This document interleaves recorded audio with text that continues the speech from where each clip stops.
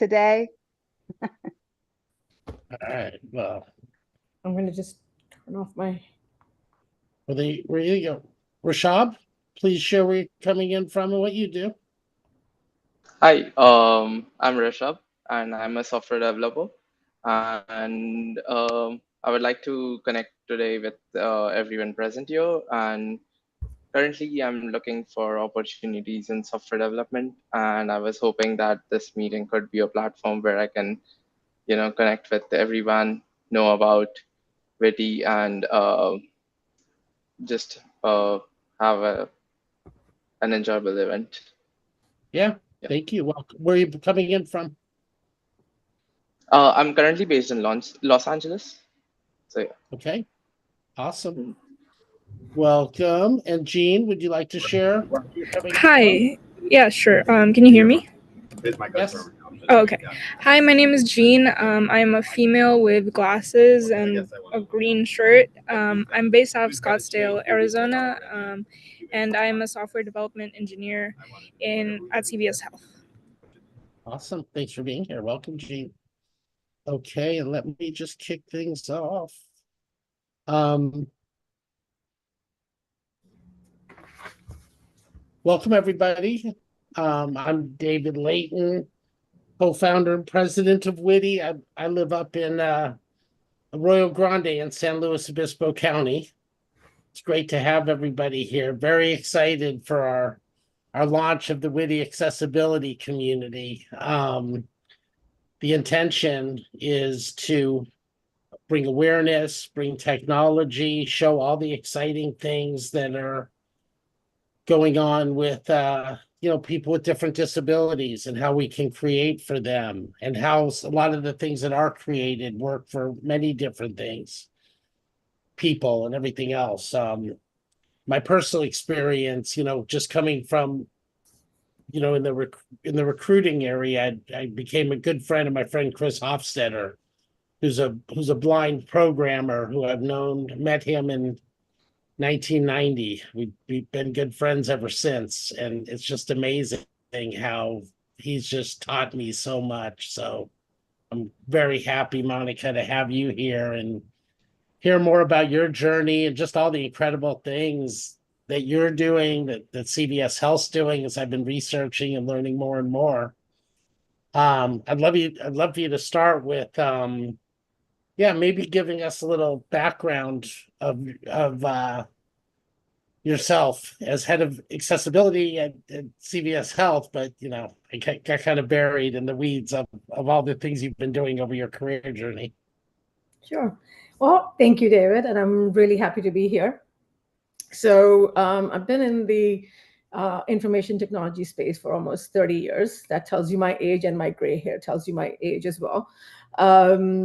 I started my career as an engineer, and I took the trajectory of an engineer, went from engineer to engineering manager, delivery manager, and all the different variations of a technical manager that you have today. And then sometime around 2018, I was asked to take on accessibility. And, I said, okay, this is something new, but I really didn't know what it was. And I just said yes before I knew what it was. And I tell this story all the time that I Googled accessibility, and, it was like a pin dropped. And oh, yes, I've seen accessibility in almost everywhere. You're at an airport and you see the signs for wheelchair access, or you're setting up a TV in the settings and there's accessibility, but I never looked at it before. So it seemed like a completely different career in many ways, only because there was so much new, so much to learn. But I was excited because it was an opportunity to move into a different space, learn anew. And I remember just somebody saying, I said, what do you do about accessibility? He said, read up WCAG. I'm like, okay. And somebody sent me a link to WCAG, and I looked up WCAG, and they were like, it's just hundreds and hundreds and hundreds of pages of WCAG. And the first time everything went over my head. But gradually, the more I, looked into it, the more I dug deep, and the more I understood. And with my background, it basically it came to the realization it's all about, you know, thinking of accessibility in every part of everything you do. It's part of your, you know, product development lifecycle. If you think of a concept, if you think of the user who's going to use it, you got to think of it from the start, you know. So but that's just a little bit of my background. You know, I can keep going into it, but if you want something, you know, I can. Well, I'd love just to, yeah, for you to continue with your journey into accessibility, maybe some of the findings, you know, digital versus physical, why it's Sure. important, some of the things you've seen as part of the group you're leading. Right. So, you know, just looking at the, you know, if we think about it, the statistics tell us there's 1 in 4 people with disabilities, you know, and that doesn't really, that accounts for people that have, you know, fall in whether they have the mobility issues, you know, wheelchair, you know, or if visually what you can see, right? Most people look at somebody with in a wheelchair and say, yep, this person has a physical disability. Or if somebody's got a mobility issue with hands, and you know, you could see that.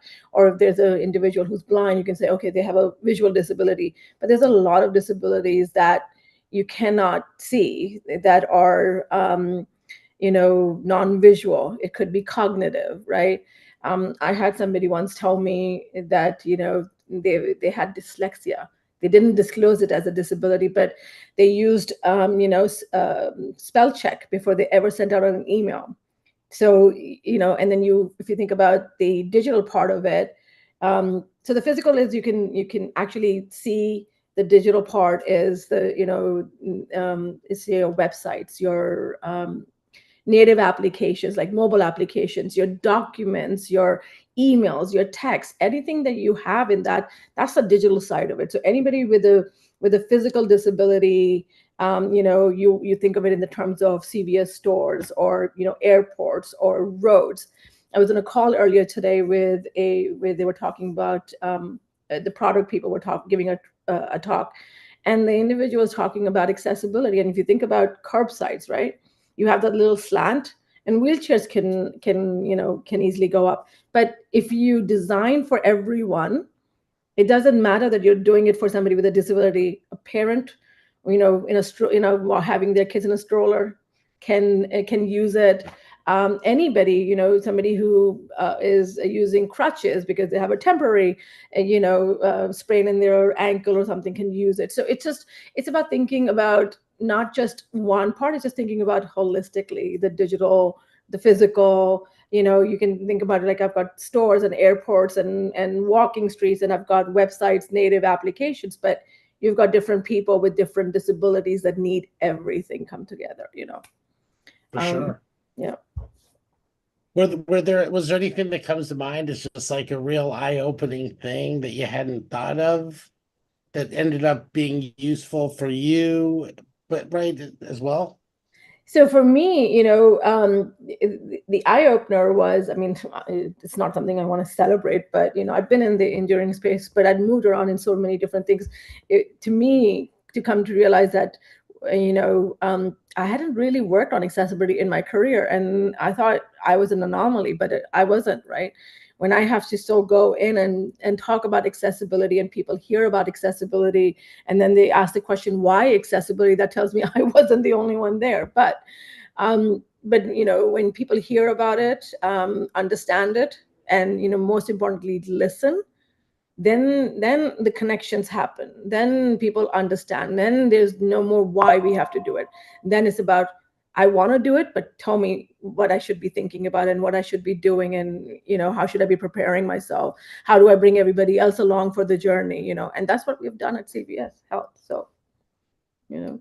No, it's exciting, and we'll get into some of that deeper tech in a minute. And by the way, if you have any questions, feel free to type them into the chat, or if you want to raise your hand, we'll bring you up. I know one thing I'd been working with my friend Chris on, you know, probably 5-6 years ago, is just reading PDFs. He had shared with me how frustrating that was. And or just it wasn't you know, there was issues with PDF and blind people. I knew that. And so I was trying to help him identify companies, and I think 2 of them almost had it. Then OpenAI came out. All of a sudden, you could just upload PDFs into ChatGPT, which was great for me, a sighted person, how I use AI, but it was kind of, I think, revolutionary for them. So pretty interesting. What have you seen new this year? I've seen the pill. I thought the pill bottles were phenomenal. Just I have an uncle that uses those, and then I'm like, wow. But please. So let me, let me take a little step back and just kind of talk about within the CVS space. When we look at accessibility, we don't look at it just from what do we need to do for one particular product, one particular audience. We think about any and every vertical within CVS Health. You can think about the CVS stores. You've got digital devices. If you're going in and you're at the checkout counter, for example, you need to swipe a card, or you're doing self-checkouts, or if you're looking at Minute Clinic check-ins, right? There's a digital component to it. But on the physical side, are the aisles, at the right width? Are the shelves at the right height? Now, I don't handle that personally, but I have a partner in CVS that handles that, and we come together to make sure that we've got, those parts. If you think about the HR organization, if you think about the talent acquisition, so if somebody wants to apply for a job at CVS Health, can they get access to our, open positions and apply? Can HR, when they're, procuring products and services and setting up, colleague-facing benefits, are they accessible to all individuals? When we are building websites, native applications, to your point, documents, when we're emailing explanation of benefits, or plan benefits or plan information, all of that needs to be accessible. Now, CVS is a large organization. There's a lot of work that needs to be done, but the fact is, people's heart is in the right places, and we're actively working. We are a pretty significant sized team here that works with every corner, every leader of CVS Health. Right now, sometimes I challenge people. I said, if you can think about an enterprise and you think about the different verticals that have, put a pin in it and say, how does accessibility work in this space? If you think about customer service, somebody calls up. So, if you think about somebody calling up, can the other person on the line understand what this person is talking about when they say, I'm using a screen reader? Or when somebody says, I'm going to do 711, if a person with auditory issues calls in and uses text relay, are people set up to understand? Is our IT people ready to support colleagues with disabilities? Do we have the necessary assistive tech in the house? So these are all the different things we do. From a CVS perspective, what are the things that we want to celebrate? If Spoken RX is one. It's a pill bottle. It's a read aloud pill bottle. So if you request for a prescription and you say you wanted to, you want to read aloud pill bottle, you would sign up for Spoken RX. And when the prescription is filled, it comes in with a RFID chip at the bottom. You can use your iPhone, Android phone, or any digital phone. You scan the chip and it will read it out. Or if those that are not tech savvy and want to use a screen, a reader, you can get something that can go on your counter and read it. A lot of organizations, it's even though a lot of people want to do a lot of things, doing accessibility can be expensive. So somebody asked me recently, what do I want to be in the accessibility space? I want to be a disruptor in the accessibility space. So what does that mean? It's a lot of things that we want to. We've created about 3 or 4 open source applications. So if somebody who's an iOS native developer and wants to know how to build accessibly, you can look at that application. It has the good examples and what not to do and what to do. Same thing for Android. If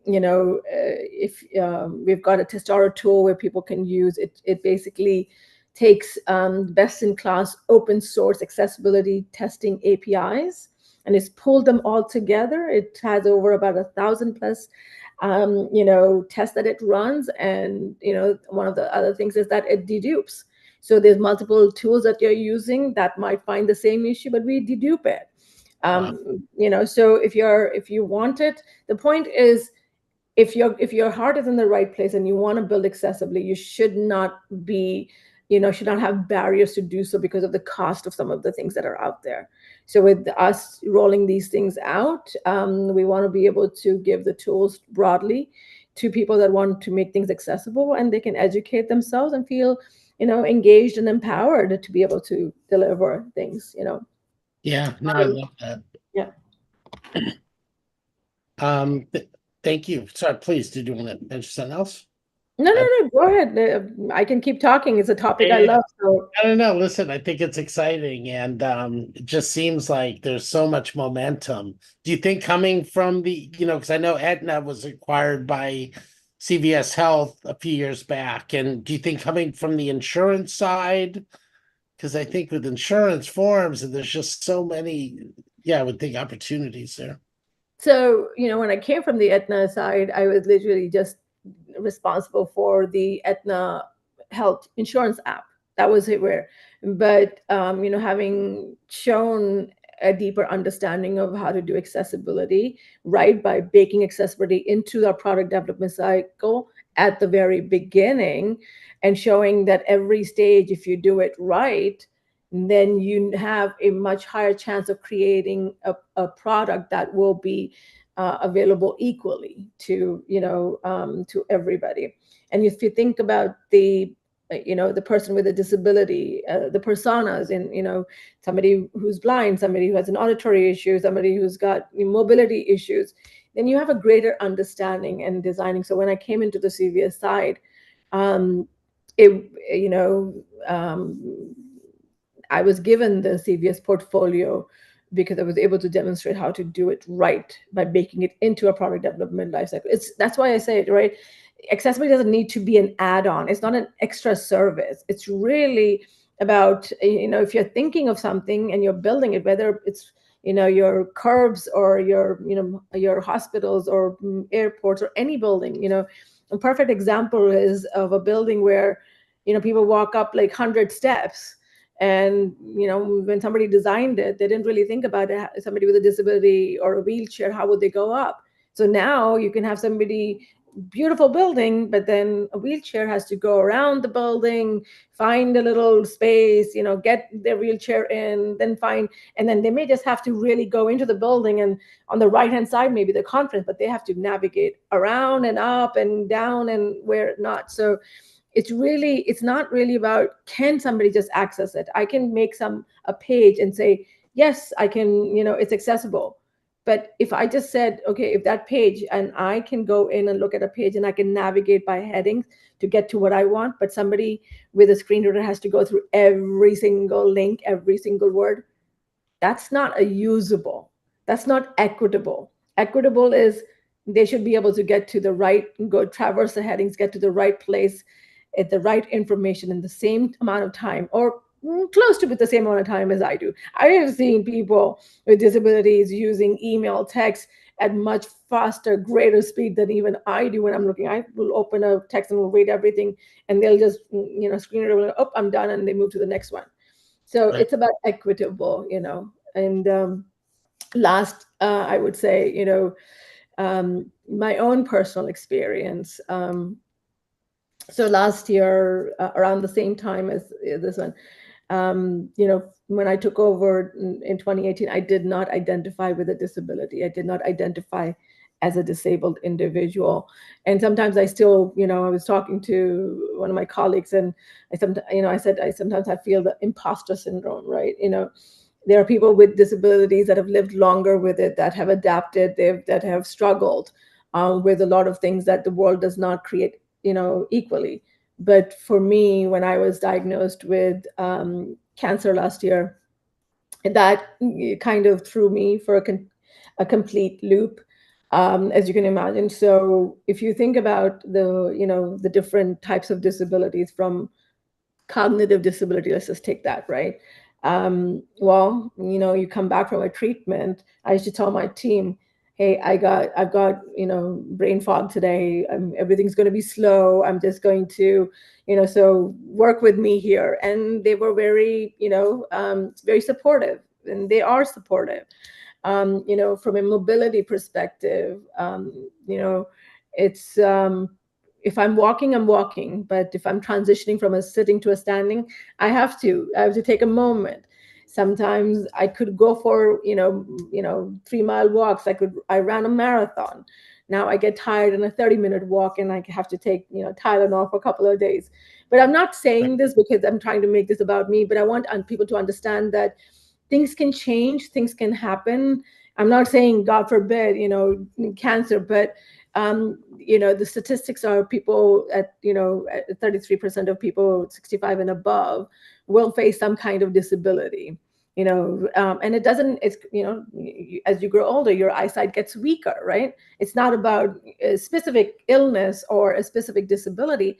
You could just simply, find it difficult to read. You can find it difficult to understand, but I use many of the products, dictation on a computer. I realized this, it was really funny, but my hand to my mind are much closely linked than my mouth and mind. If I type an email, my hands can type the email a lot faster in sync with my brain. But if I'm speaking or dictating to it, it takes a lot longer. I have to think because what I'm saying, and it doesn't easily flow. So those were a lot of things that I had to learn.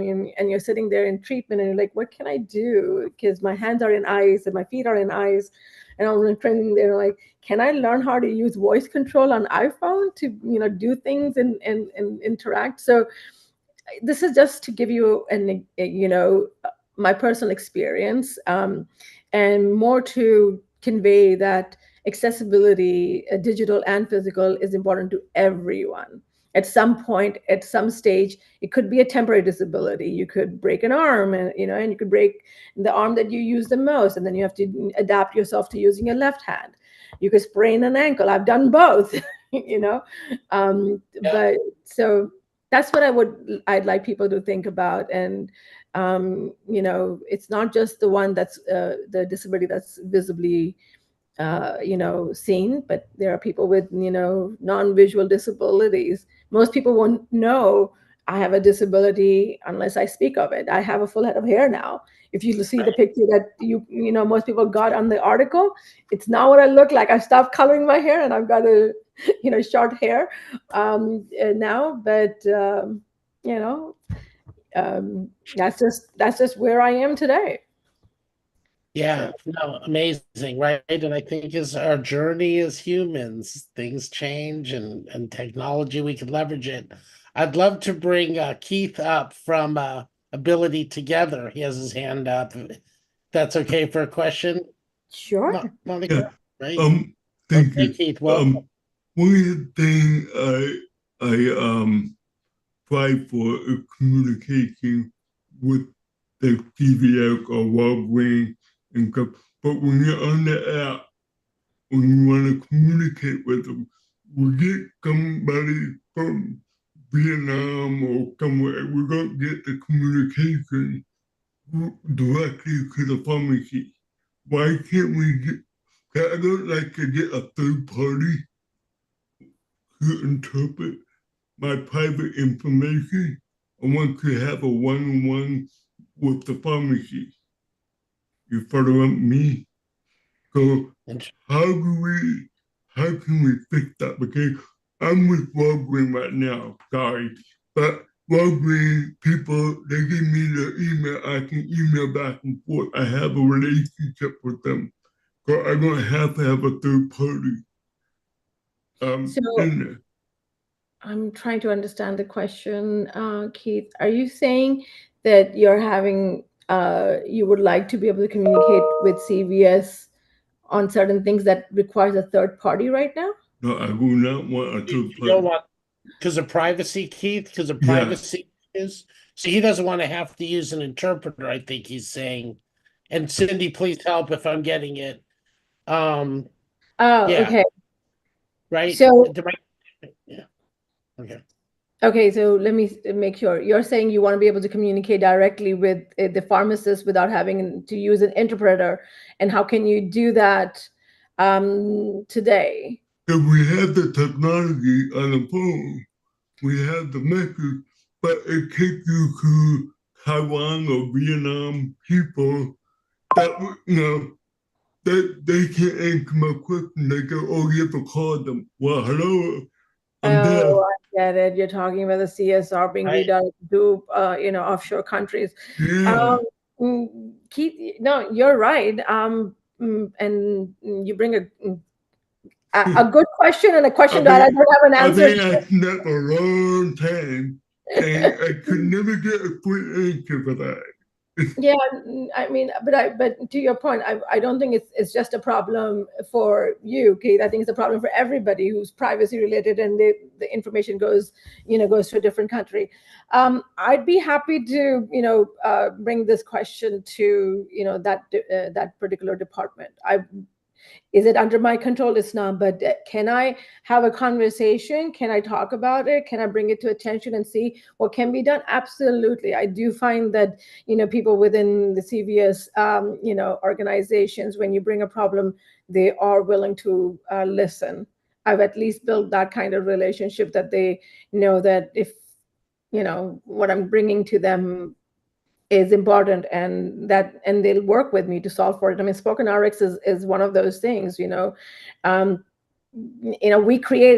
first national pharmacy that independently created something in-house, and we maintain it, we manage it, we improve it. So it's not like one done and okay, I bought this and I plugged it and I fixed it. So it's more about we took the interest to create it, and now we own it and we want to take it further and see what more can we do with it.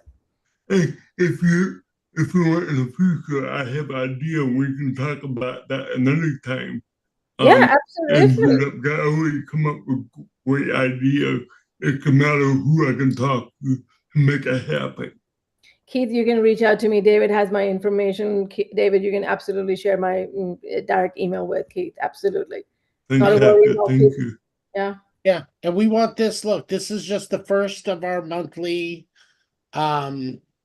accessibility community session, right? So we're going to be doing more of these. We want to keep the information flow because our partners like CVS, they want to hear this, right? So sometimes we can be a conduit to help, or at least help people understand what channels to go through. We're going to be doing breakout rooms so we can all connect with each other, and it would be great to just connect, maybe talk. I don't know if we have a question for them, Monica. I think it would be good to hear more things like Keith brought up, because in LA, being a Dodger fan that I am, our newest pitcher had an issue with his interpreter, and he stole millions of dollars from him because he was giving all the information through the interpreter. So I think that's similar to what Keith is saying with what he has to deal with.